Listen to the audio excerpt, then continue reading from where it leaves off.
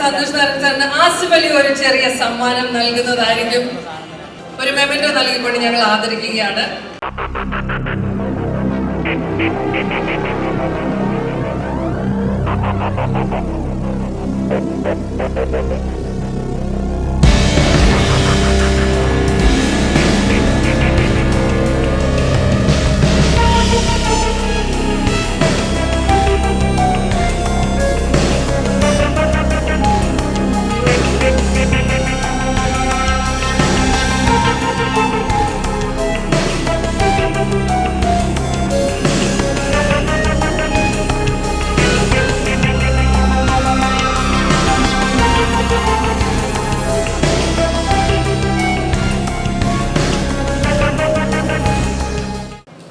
സാറിൻ്റെ പിറന്നാളാശംസ. എല്ലാവരും പറഞ്ഞ പോലെ ഒരുപാട് ആഗ്രഹമുണ്ടായിരുന്നു എം.ടി. സാറിൻ്റെ ഒരു സിനിമയുടെ ഭാഗമാവണമെന്ന്. നടക്കില്ലെന്ന് അറിയില്ലായിരുന്നു. എന്തോ ഭാഗ്യം പോലെ പ്രിയ സാറിലൂടെ അത് സംഭവിച്ചു. ഒരു സ്വപ്നം പോലെയായിരുന്നു അത്. ഒരുപാട് സന്തോഷം. പിന്നെ ഒരുപാട് ലെജൻസിനെ കാണാൻ കഴിയും. അവരോടൊരു വേദി പങ്കിടാൻ കഴിയും. തീർച്ചയായിട്ടും ലെൻസിനോട് നിൽക്കുന്നു. ഒരുപാട് ഭാഗ്യം, സന്തോഷം. God bless.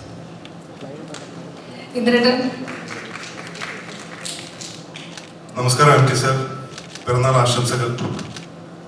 എല്ലാവർക്കും നമസ്കാരം. എം.ടി. സാറിന്റെ തിരക്കഥയിൽ മുഖ്യ കഥാപാത്രമായി അഭിനയിക്കാൻ ഭാഗ്യം ലഭിച്ച രണ്ടാമത്തെ സിനിമയാണ് മനോരഥങ്ങൾ. ഇതിനു മുൻപും ഒരു മുഴുനീള ഫീച്ചർ ഫിലിമിൽ സാറിൻ്റെ തിരക്കഥയിൽ അഭിനയിക്കാൻ സാധിച്ചു. എൻ്റെ തലമുറയിൽപ്പെട്ട അല്ലെങ്കിൽ 2000-ന് ശേഷം വന്ന പുതിയ തലമുറയിലുള്ള എത്ര നടീനടന്മാർക്ക് ആ ഒരു ഭാഗ്യം കിട്ടിയിട്ടുണ്ടെന്ന് എനിക്കറിയില്ല. പക്ഷേ എനിക്ക് കിട്ടിയിട്ടുള്ള ഏറ്റവും വലിയ അവാർഡായി ഞാനതിനെ കാണുന്നു.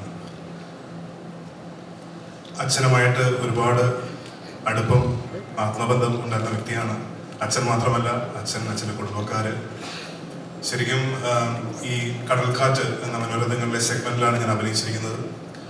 എം.ടി. സാറിന്റെ തന്നെ ബന്ധനം എന്ന ഷോർട്ട് സ്റ്റോറി ആസ്പദമാക്കിയാണ് കടൽക്കാറ്റ് എന്ന സിനിമ ചെയ്തിരിക്കുന്നത്.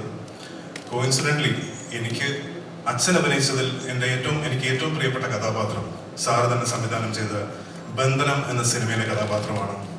സോ ഇപ്പോൾ കഥയൊന്നല്ലെങ്കിലും സാറിന്റെ ബന്ധനം എന്ന ഷോർട്ട് സ്റ്റോറിയാണ് ഇവിടെ കടൽക്കാറ്റായിട്ട് തന്നിരിക്കുന്നത്.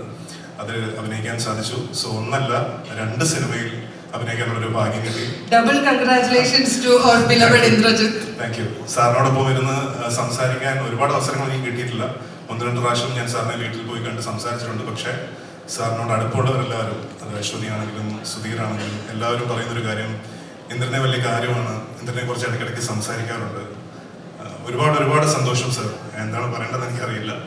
ആൻഡ് ഈ ഒരു അവസരത്തിൽ ആയുരാരോഗ്യ സൗഖ്യങ്ങൾ നേർന്നുകൊള്ളുന്നു, പിറന്നാൾ ആശംസകൾ നേർന്നുകൊള്ളുന്നു. Wishing you a very very happy birthday sir. Thank you Asif. എല്ലാവർക്കും നമസ്കാരം. ഹൃദയം നിറഞ്ഞ പിറന്നാൾ ആശംസകൾ എം.ടി. സാർ. ഒരുപാട് സന്തോഷത്തോടും അഭിമാനത്തോടും കൂടിയാണ് ഇവിടെ നിൽക്കുന്നത്. ഞാൻ ആദ്യമായി എം.ടി. സാറിന്റെ മുന്നിൽ എത്തുന്നത് നീലത്താമര എന്ന സിനിമയുടെ ഓഡിഷന് വേണ്ടിയിട്ട് ലാൽ ജോസ് സാറിനെ വന്ന് കാണാൻ പറഞ്ഞപ്പോഴാണ്. അന്ന് ഒരു മലയാളി ലുക്കില്ല എന്ന് പറഞ്ഞ് എനിക്കതിൽ നിന്ന് മാറേണ്ടി വന്നു. അതിനുശേഷം നീണ്ട 13 വർഷത്തെ കാത്തിരിപ്പാണ് സാറിന്റെ ഒരു ക്യാരക്ടർ ചെയ്യാൻ പറ്റിയത്. അതിന്റെ ഒരു സന്തോഷം തീർച്ചയായിട്ടും ഉണ്ട്. അശ്വതി മാം, സാറിന്റെ മകൾ അശ്വതി മാം ഡയറക്ട് ചെയ്ത ഫിലിമിലാണ് ഞാൻ അഭിനയിക്കുന്നത്. മധുബാലയാണ് എൻ്റെ കൂടെ അഭിനയിച്ചിട്ടുള്ളത്. ഒരുപാട് സന്തോഷം. ആദ്യമായി വാസുവേട്ടന് പിറന്നാൾ ആശംസകൾ.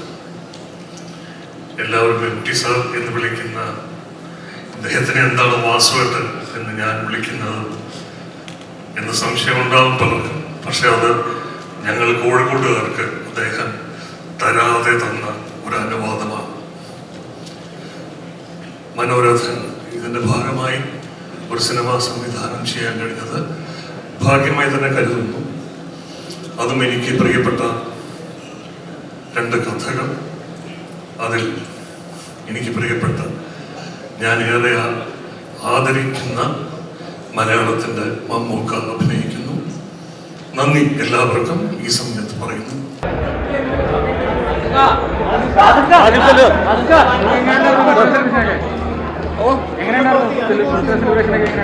അവിടെ ഭയങ്കര അഭിമാനമുള്ള കാര്യമാണ് എം ടി സാറിന് ഒരു ക്യാരക്ടർ ചെയ്യാൻ പറ്റുക എന്നുള്ളത്. ഞാൻ സ്റ്റേജിൽ പറഞ്ഞു, നീലത്താമരയുടെ ഓഡിഷന് ഞാൻ പോയിട്ട് ഒരു മലയാളി ലുക്കില്ല എന്ന് പറഞ്ഞ് എനിക്ക് കിട്ടാതിരുന്നിട്ടുണ്ട്. അതിനുശേഷം 13 വർഷത്തിന് ശേഷമാണ് സാറിൻ്റെ ഒരു സിനിമ, അതും സാറിൻ്റെ മകളെ സംവിധാനം ചെയ്യുന്ന സിനിമയിൽ അഭിനയിക്കാൻ പറ്റി.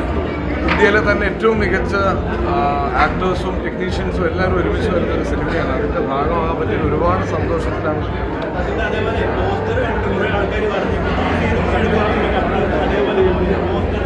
എനിക്ക് സ്ഥിരമായിട്ടൊരു കോലമില്ലെന്ന് നിങ്ങൾക്ക് എല്ലാവർക്കും അറിയാം. അതിങ്ങനെ മാറിക്കൊണ്ടിരിക്കും. Thank you. Good night.